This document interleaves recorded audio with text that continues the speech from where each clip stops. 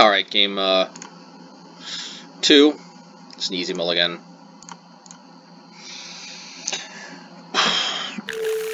Yeah, I think we were pretty favored that last game, but, you know, just couldn't find another relic.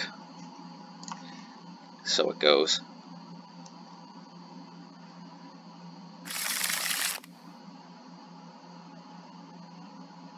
Yeah, it's not ideal, but I don't think we can keep shipping back. I think Firebolt's a pretty easy choice here. Flame Slash is, of course, you know, a little bit high variance, but I think the upsides of having the ability to deal with a high toughness creature are enough to keep it around. Yeah, if I drew another one, though, I'd probably, if I knew I would have drawn another one, I would have pitched it, but, you know, yeah, we'll see.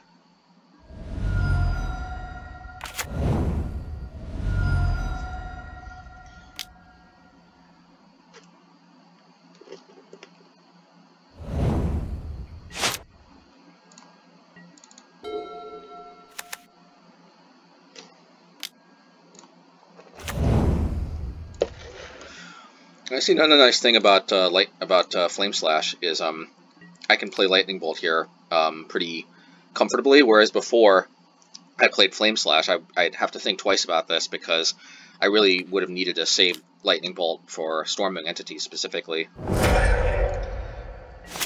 And I do think it's worth it to just get that off the table, prevent them from turning on Light Up the Stage next turn. Yeah, and, you know, just, if I deal with all their threats as they come out, generally I find I'm favored in this matchup. So I could Bone Crusher them, but I think it's worth holding on to. Yeah, I'll probably just end up putting Obosh in my hand, or playing Blister Coil Weird. I think I'll do that. They might actually go for a Lava Dart, and I can, you know, play Stomp in response, which I think is a pretty good use of Stomp.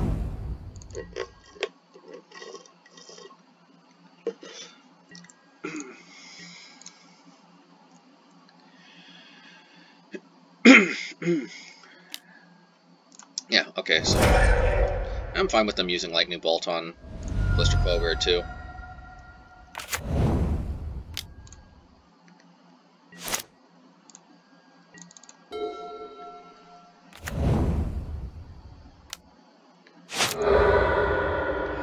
And here's some of their awkward turns.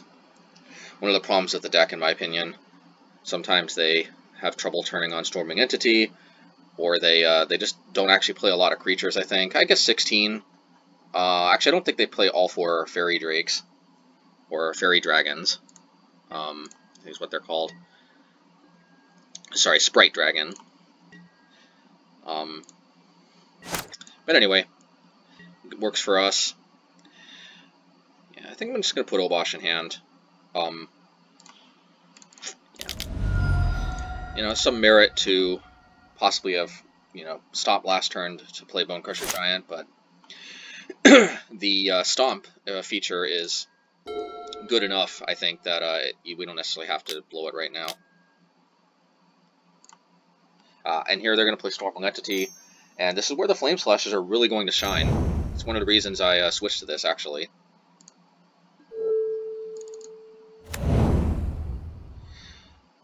Yeah, I don't see any reason not to auto-yield here. You know, being ahead on the clock is a resource, and I think it does result in your opponent being under a little more pressure than you are, which is actually, I think, a tangible advantage. So I'm going to go for the Flame Slash, and, you know, if they play like a Gut Shot or something, then maybe a Bone Crusher Giant. Or if they play like a Lightning Bolt or something in response. Well, actually, they would need a Mutagenic Growth, actually, specifically. So that's a very nice feature of this card. All right.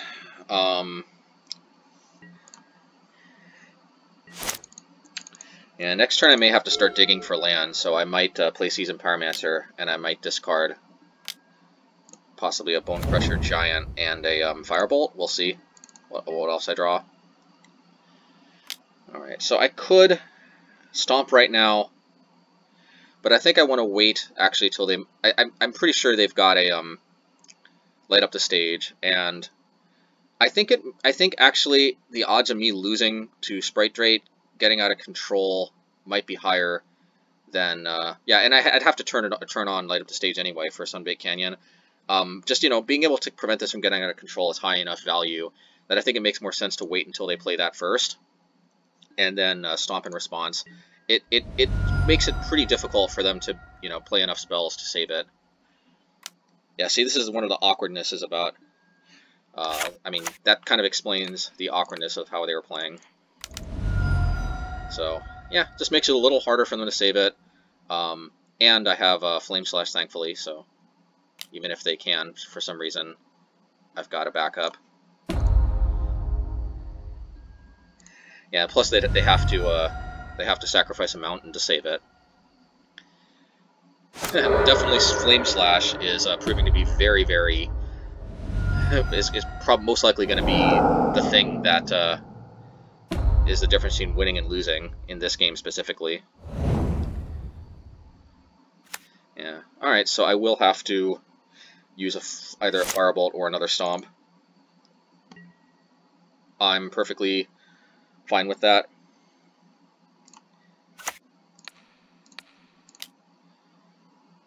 And I can't even deal with this if they've got a Gut Shot. Now, if they've got Mutagenic Growth, you know, that could be a reason to play Firebolt. And in fact, I will, simply because I do have something to do. Well, it allows me to leave up mana next turn if they play a creature, and if they have Mutagenic Growth, it'd be such a blowout, but I can stop it by responding with Stomp. So, this makes sense to me. I might fire off Stomp anyway, just to get cards out of my hand for the highest value Seasoned Pyromancer play. Although,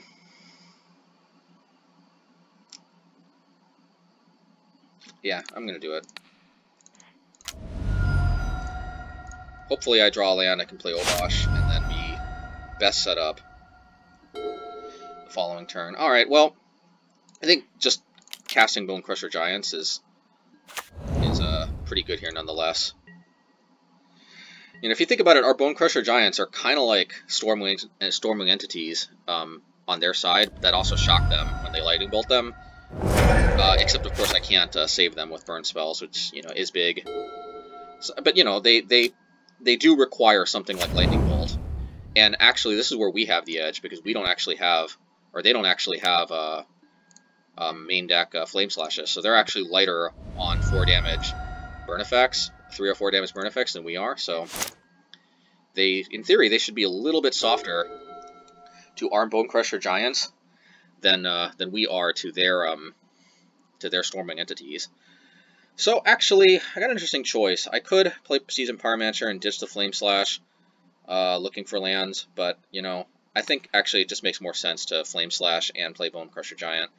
Of course, I could save this for Stormwing Entity, but, you know, they need 2 spells to cast it, and, you know, so it goes sometimes. If they've got it, they got it, but, you know, they also have to worry about dealing with this Bone Crusher Giant, and if they, you know, they could, I suppose, Lightning Bolt it and play Stormwing Entity, but the fact that they have to worry about this is not without merit, I think.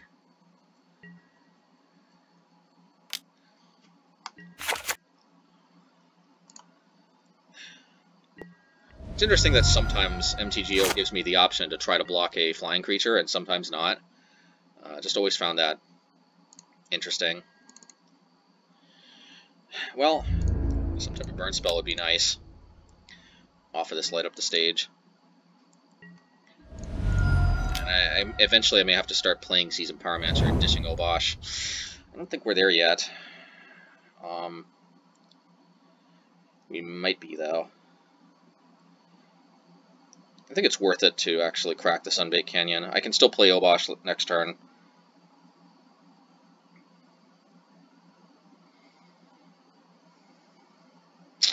Obosh is very sweet, but no, actually, I think the play here is go for is Season Pyromancer, dig for another burn spell. As much as it sucks to lose Obosh, I draw one more card this way, and I feel like I really need to deal with Sprite Dragon. Plus, I get 2 tokens, so there is that. Alright, well, the opponent could potentially kill me next turn, but the good news is I'm pretty well set up to deliver a finishing blow myself if they cannot finish me off this turn. And they would basically need at least 1 Lightning Bolt in the equation, I think, to do that. Mutagenic Growth maybe Mutagenic Growth and Lightning Bolt would do it. Mutagenic Growth and Lava Dart. There's a number of different cards they could play, but based on the way they're playing, I don't think that's what they have.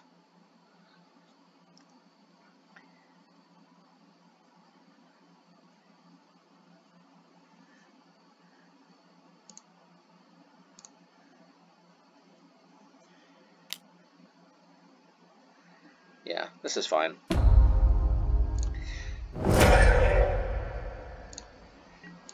And yeah.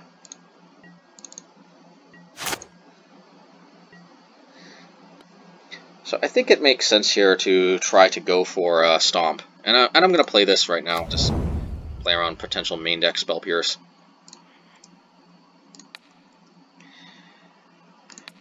It makes sense to go for Stomp because it does represent more damage from Bonecrusher Giant. Yeah, that makes sense, but I've got another one. I will lose 1 Bonecrusher Giant, but I think I'm in pretty good shape by responding. And as far as I don't think I can save it. Yeah. Yeah, we'll lose this Giant, so it goes.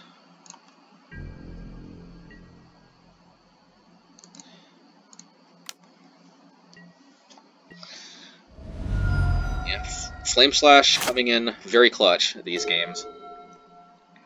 This is one of the reasons to play it. I think that actually makes us go from arguably slightly favored or arguably slightly disfavored. Might be not 100% clear. But it definitely takes us from the realm of being roughly on par with Blue-Red Prowess to, I think, being solidly favored. And yeah, they got Storming Entity, but I think they're going to have to block with it, so that can't feel too good. I would play Manamorphose first, yeah, because, if they draw a Burn Spell, if they draw a Lightning Bolt, they probably want to have that option. But they do have to block the Bonecrusher Giant, and most likely they won't be able to save it. If they do have Mutagenic Growth, they'll die to the Elemental, because they'll take 2 life. Just get 2 life to do that. Alright, so I think the play is to play the Monastery Swiftspear and Firebolt them, because then there's I don't think there's anything they can do. Yeah.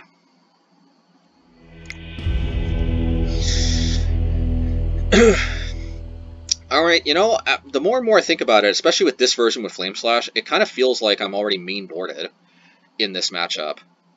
The Lava Dart is one of the weakest links, though, although sometimes having access to just 1 more damage can be pretty nice. Plus, as always, it can combine with Obosh to do 2 damage out of the graveyard instead of 1. That being said,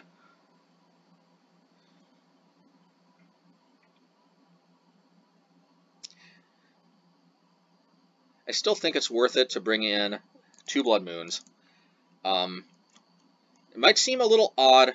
Also, Blood Moon does shut off our Horizon lands, and they do have access to Manamorphose. But one thing, actually, shutting off our Horizon lands isn't always bad, because sometimes they actually do too much damage to us. Obviously, on average, I think the Horizon lands are superior. Having just this many Horizon lands is superior to Mountains, otherwise I wouldn't be playing 4. But remember, they also shut off their Horizon lands, and so they won't always have Manamorphose. I'm only bringing in 2, so the odds of me getting flooded on them are pretty low. Yeah, and I'm not sure if they play Opt or not. I haven't seen it. Setting off Fairy Dragon is also not insignificant. I think they play just enough blue spells that playing just 2 Blood Moons and no more threatens to be enough of an advantage to warrant playing them. So this is an interesting consideration. I know I want to ditch a land. Do I want to ditch a Horizon land, or do I want to ditch a mountain? You know, considering that we have Blood Moon, I think I'm going to ditch a Horizon land. And also, Horizon lands are always better drawn later in the game. Early in the game, the mountains are generally superior. You know, if this was more of like a control deck, I would, you know, mid-range, I don't know. I still might do this, but if this was control, I'd definitely keep the Horizon land. And look, there it is again. Interestingly enough, exactly Fiery Islet and not Sunbaked Canyon. Does make you wonder about that whole Moto bug, possible Moto bug with drawing the card that you put to the bottom. But that works for me. I definitely rather have another mountain here than 2 Fiery Islets. So, to play Flame Slash or Soulscar Mage, you know, I'm going to play Soulscar Mage, and the reason why is because the danger of Stormwing Entity running away with the game is high enough that I think it makes sense to be a little better prepared against that. And, you know, I can always Flame Slash the Monastery Swiftspear next turn. They will possibly be able to get in some damage, but that they wouldn't otherwise been able to get. But I think it's still worth it. You know, they still might have Storming Entity, but they might have just opted to play to deal with my threat first, especially since it would shrink their Storming Entity. So there is that. But also, this gives me the possibility to draw Firebolt, or a spell that's a little more suited to dealing with Monastery Swiftspear. Alright, I'm going to play both my Monastery Swiftspears. Also remember that I'm setting myself up to have a bigger turn if they don't deal with these creatures. I kind of wish I had a Firebolt or Lightning Bolt to deal with, or a Stomp even, to deal with this Monastery Swiftspear, but, you know, hey, we have 2 Monastery Swiftspears and they have 1. So, I don't think we're in that bad shape. And we could start dishing out a lot of damage next turn, depending on what we draw, too.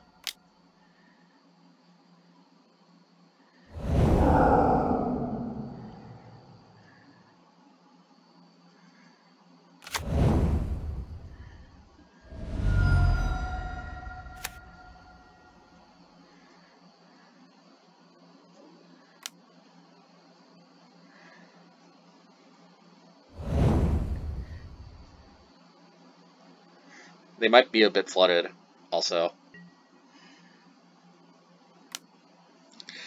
And I think we can safely conclude that they probably don't have Storming Entity. They have, of course, been drawing a lot of cards, but, you know, those cards do not appear to include Storming Entity. And I think, especially considering, well, you know, unfortunately, Mutagenic Growth can save their Swiftspear, and that is a little unpleasant. So what I'm going to do is I'm actually going to return Obosh to hand, and I'm going to actually possibly chump block. It's not ideal, but it's way, I think, more problematic to blow my Flame Slash here, especially where they can cleanly protect it with Mutagenic Growth. Yeah, and I think the odds of them being able to kill both of my Swiftspears are relatively unlikely, but we shall see.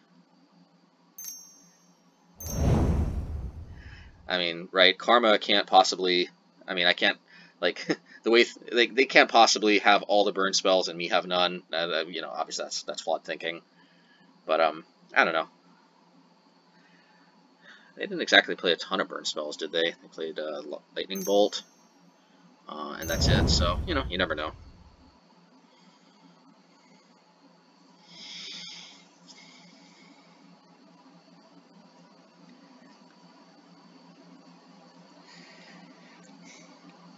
the good news is even though chump blocking is not necessarily the best value, it does sort of make their mutagenic growth. It does sort of counter the mutagenic growth, so to speak. Ah, well, Aether Gust and another Swift Spear. Did I play a land this turn?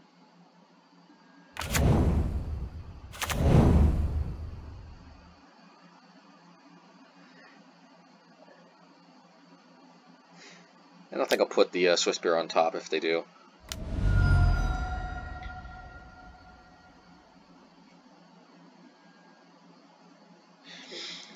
You know, actually, a second thought, I think I'll put it on the bottom. I do need to draw another burn spell. So this does mean they can mutagenic growth the weaker one, but I still think I have to chump here because well, I do because I just lose if not. But I will take 5 damage though. But you know, I've won plenty of games at 5. It's not necessarily an ideal situation to be in, but if I draw, say, Firebolt, I think, yeah, you know, we shall see. But I'll lead off with Flame Slash, I guess. Makes me feel good that it happened pretty instantaneously. Alright. Thankfully, I don't think they're... Well, Burst Lightning kicked would be a problem at 5. Ah, perfect. See, this is why I don't think Dragon's Claw is really that great. Yeah, see what I mean? Like, if they had double Lightning Bolt, or I don't know exactly what this is replacing, but I'm not afraid of Dragon's Claw at all. I get to resolve Obosh here. They still need essentially 2 burn spells to kill me. I still might be able to kill them next turn. I think Dragon's Claw is not a very good sideboard card in this matchup specifically.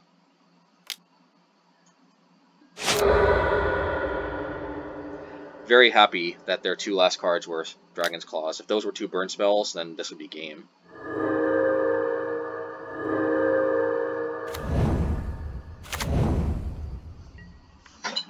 And I feel very good about my chances here now.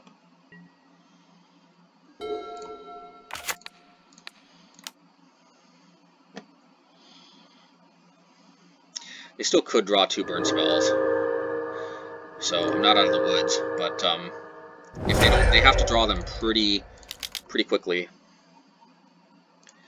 Otherwise, they are in what you could say is a world of hurt. See, this is also where Castle Embereth could come in handy, because this represents not just 2 extra damage, but actually 4, because of Obosh's doubling potential. So it's actually, here specifically, it's actually kind of like a cheaper effect for Firebolt, 4 extra damage at 1 less mana.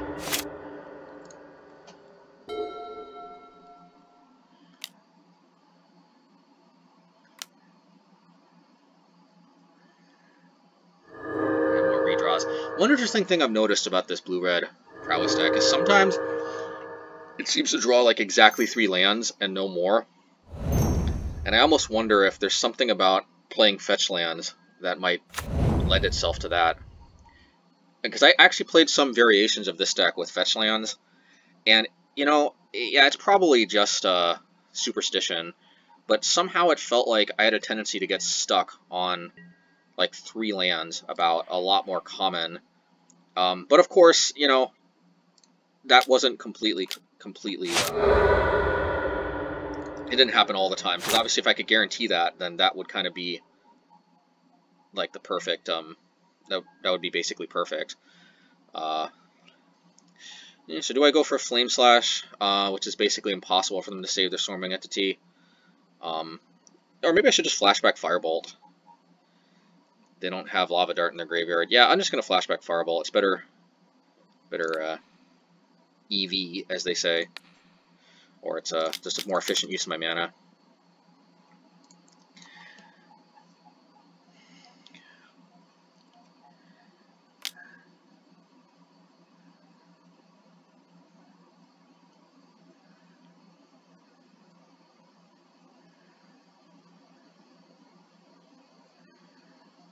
Not exactly Lava Dart. Yeah.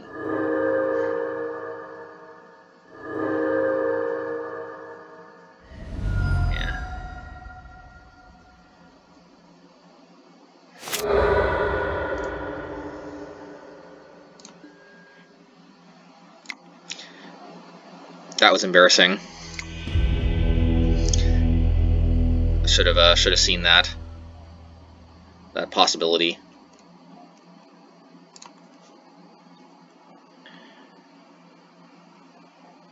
I still think we're heavily favored. I just didn't have any burn spells last game, and I still almost won. Yeah, easy keep.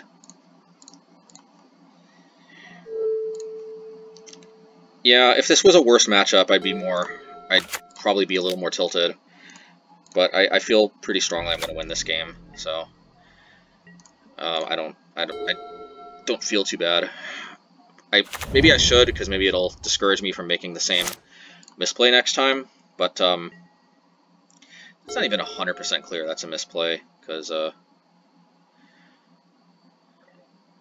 yeah, it probably is. I mean, realistically, it's very unlikely they win if I do that. I mean, if I play the Flame Slash. I kind of gave them one of the only outs they had to win. I'm just going to play another Soul Scar here. The Bone Crusher, again, the Stomp is useful.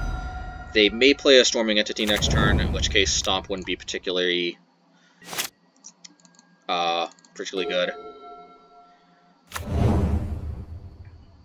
Yeah, I feel like this is probably going to be a pretty short game in our favor.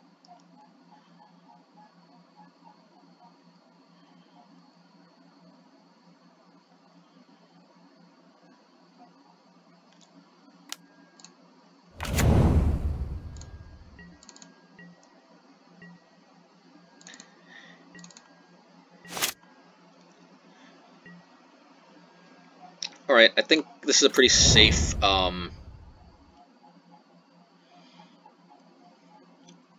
Firebolt here. Actually, I think Stomp just makes more sense. Playing Bone Crusher Giant next turn seems pretty powerful. Yeah, they can Mutagenic Growth, but I doubt they can kill both my Soul Scar mages. And, you know, then I just don't attack and it dies on their upkeep. Doesn't seem too powerful. You know, I could play the Lava Dart, but I'm not, you know. They do play Burst Lightning, so Lava Dart can be a nice pump spell to save my creatures. I did miss out on possibly 3 damage, but I find Patience usually works out better in this matchup.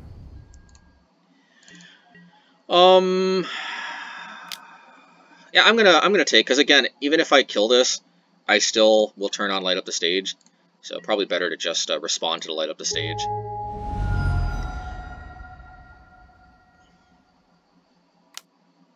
Yep. It's funny how I think playing Prowess just gives me kind of a sixth sense for what other Prowess players are up to.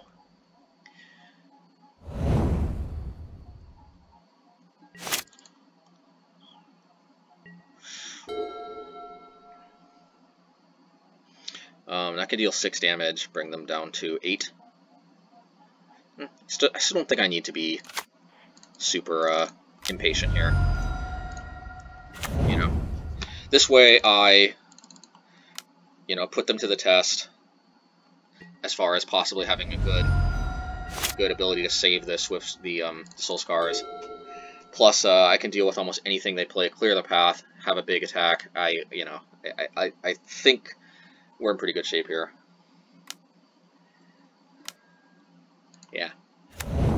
Yeah, Sprite Dragon is very good if it gets rolling, but, you know, if it doesn't, it's kind of just an overcosted Prowess creature.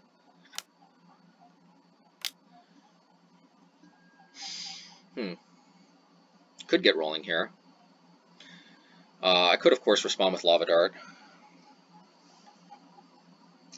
Yeah, there's a lot of upside to responding with Lava Dart, because also they might draw into a Mutagenic Growth.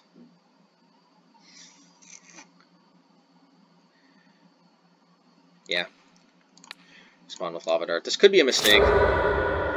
And the good news is, even if they do mutagenic growth, it'll die on my turn. So yeah, I like that play. It does miss out on potentially a lot more damage next turn, but this also makes it so that even if they play 2 prowess creatures, I can deal with both of them. I can deal with all of their prowess creatures at the same time.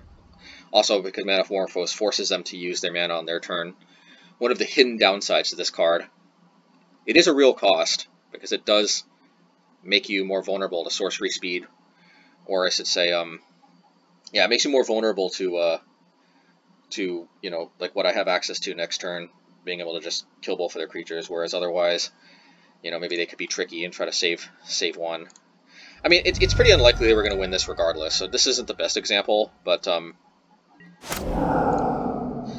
you know, that is a hidden cost. And I have 6, 10 damage. Yeah, you know, putting them to 2 seems pretty good to me.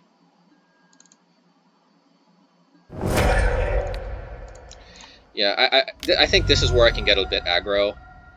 Is just where they're so close to dead, especially since this makes it so that Bone Crusher Giant will, yeah, be GG if they lightning bolt it, and it's GG anyway. All right, yeah, see, Flame Slash, definitely a mirror breaker in the pseudo mirror that is that matchup. All right.